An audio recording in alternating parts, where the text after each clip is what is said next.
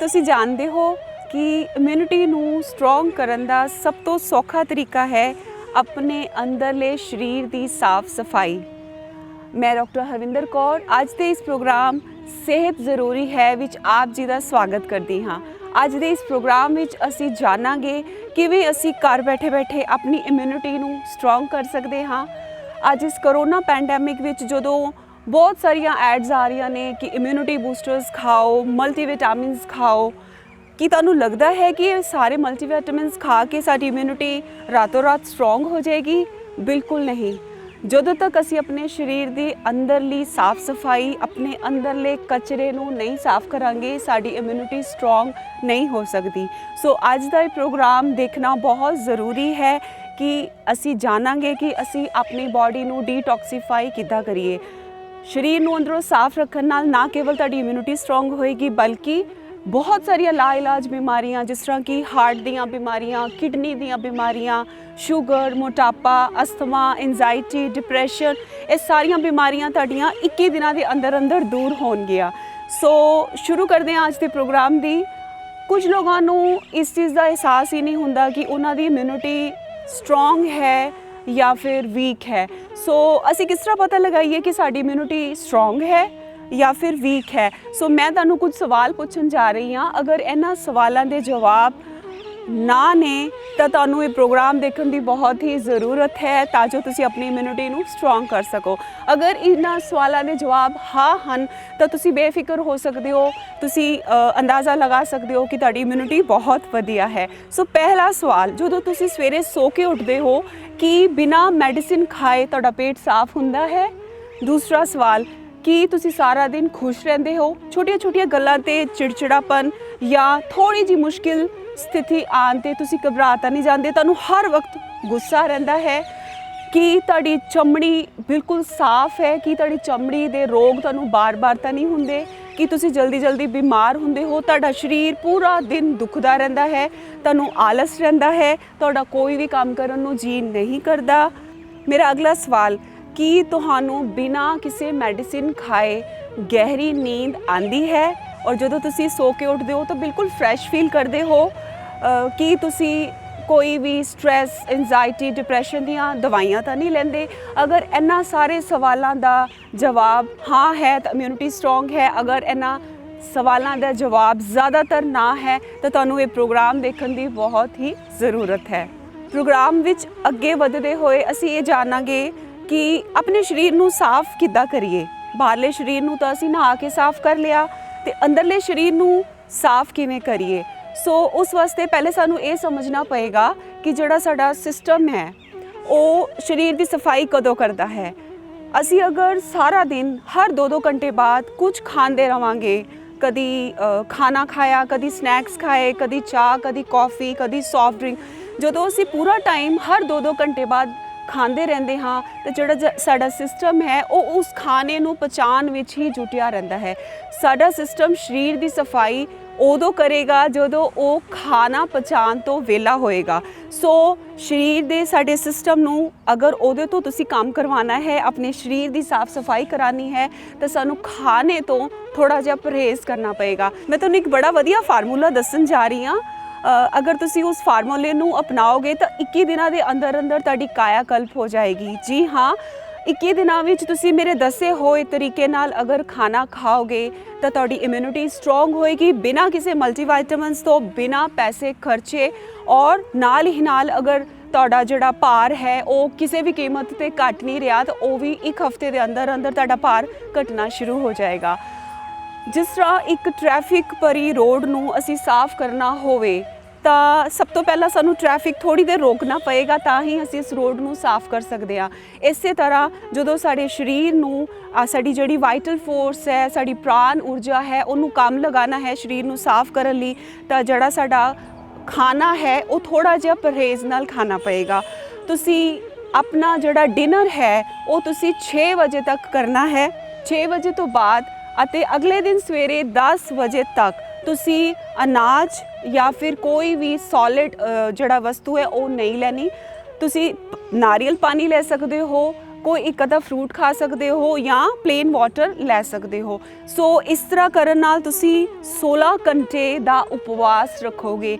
16 घंटे दी फास्टिंग करन नाल साडे शरीर दी, मैं जिवें पहले भी दस्सिया, कायाकल्प होंदी है, साडी इम्यूनिटी स्ट्रोंग होंदी है और इतनियां कु बीमारियां इस 16 घंटे की फास्टिंग नाल ठीक होंदियां ने।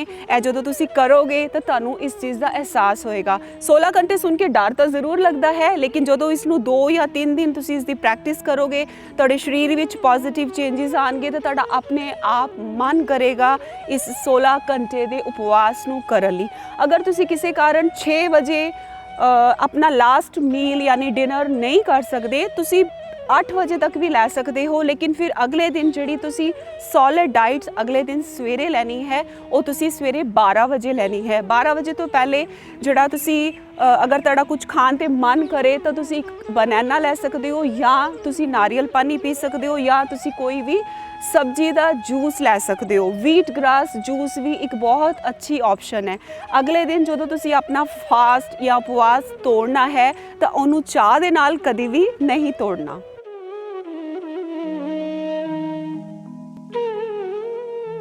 इस 16 घंटे उपवास का बेस्ट पार्ट ये है क्योंकि आप शाम तो बाद ही उपवास करना है तो असीं ज़्यादातर तो सुत्ते ही रहना है। सो ये टाइम तुहाडा बड़ा सौखा निकल जाएगा।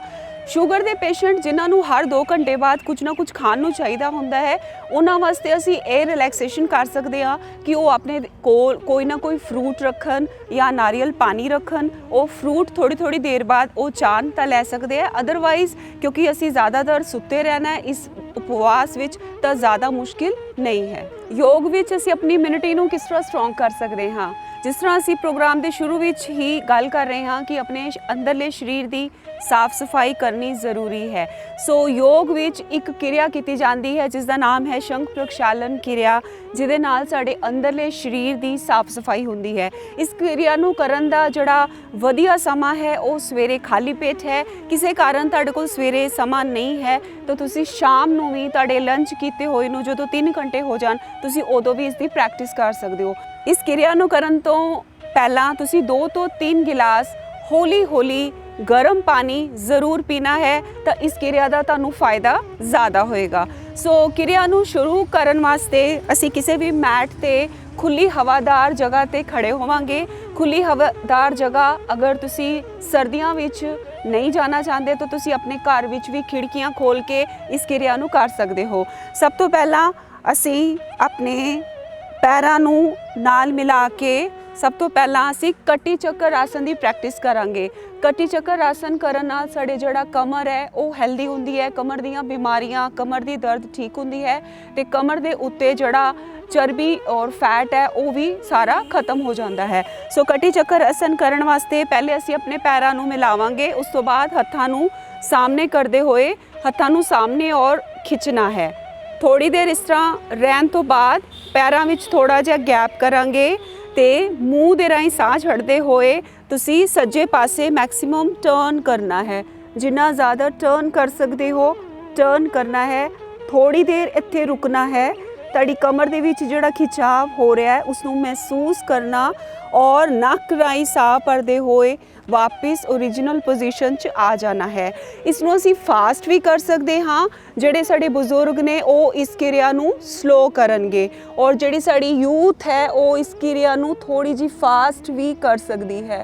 सेम एक्सरसाइज असी दूसरे पासे करांगे, साह छड्डदे होए पिछे जावांगे, साह लैंदे होए असी अगे आवांगे। सो कटी चक्कर आसन नूं असी 10 तो 12 वार रिपीट करांगे।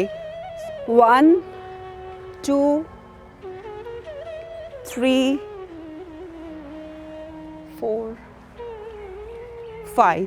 सो 10 तो 12 वार असी कटी चक्कर आसन करन तो बाद अपने पैरां दे पार बैठ जावांगे। आजकल साढ़े जिहड़ी यूथ है खास करके अगर असी उन्होंने पैरा भार बैठन वास्ते कहीए तो उन्होंने कोल बैठिया नहीं जाता। ईवन साढ़े बजुर्ग भी उन्होंने भी गोडिया की तकलीफ होंदी है। तो इस तरीके ना इस आसन का नाम है उदर्व आकर्ष आसन। सो इस आसन विच बैठ के असी साह छड्डदे होए गोडे नूं इस तरह नीचे लगावांगे और पीछे देखांगे। साह लैंदे होए गोडा ऊपर करांगे, साह छड्डदे होए दूसरी ओर साह भरदे होए ਸੈਂਟਰ। ਇਹਨੂੰ ਵੀ ਅਸੀਂ 10 ਤੋਂ 12 ਵਾਰ ਉਦਰਵ ਆਕਰਸ਼ ਆਸਨ ਦਾ ਅਸੀਂ ਅਭਿਆਸ ਕਰਾਂਗੇ। ਅਗਰ ਤੁਹਾਡੇ ਕੋਲ ਪੈਰਾਂ ਭਾਰ ਨਹੀਂ ਬੈਠਿਆ ਜਾਂਦਾ ਤਾਂ ਤੁਸੀਂ ਇਸ ਆਸਨ ਨੂੰ ਸੌਖੇ ਤਰੀਕੇ ਨਾਲ ਵੀ ਕਰ ਸਕਦੇ ਹੋ। ਆਪਣੇ ਹਿਪਸ ਨੂੰ ਨੀਚੇ ਲਗਾ ਕੇ ਆਪਣੇ ਪੈਰਾਂ ਨੂੰ ਇਸ ਤਰੀਕੇ ਨਾਲ ਗੋਡੇ ਨੂੰ ਪੈਰ ਦੇ ਉੱਤੇ ਰੱਖਣਾ ਹੈ। ਫਿਰ ਦੂਸਰੇ ਪਾਸੇ ਸਾਹ ਛੱਡਦੇ ਹੋ ਇਸ ਤਰ੍ਹਾਂ, ਵਾਪਿਸ ਬਰੀਥ ਇਨ ਔਰ ਬਰੀਥ ਆਊਟ। ਇਸ ਆਸਨ ਨੂੰ ਵੀ ਤੁਸੀਂ 10 ਤੋਂ 12 ਵਾਰ ਕਰ ਸਕਦੇ ਹੋ। ਉਦਰ ਆਕਰਸ਼ ਆਸਨ ਕਰਨ ਤੋਂ ਬਾਅਦ ਅਸੀਂ ਅਗਲੇ ਆਸਨ ਵੱਲ ਵਧਾਂਗੇ। ਇਸ ਦਾ ਨਾਮ ਹੈ ਭੁਜੰਗ ਆਸਨ। ਭੁਜੰਗ ਆਸਨ ਕਰਨ ਵਾਸਤੇ ਅਸੀਂ ਪੇਟ ਦੇ ਬਲ ਲੇਟਾਂਗੇ। ਸਾਹ ਭਰਦੇ ਹੋਏ ਉੱਪਰ ਵੱਲ ਨੂੰ ਦੇਖਣਾ ਹੈ। ਉਸ ਤੋਂ ਬਾਅਦ ਗਰਦਨ ਨੂੰ ਤੁਸੀਂ ਸੱਜੇ ਪਾਸੇ ਟਰਨ ਕਰਨਾ ਹੈ।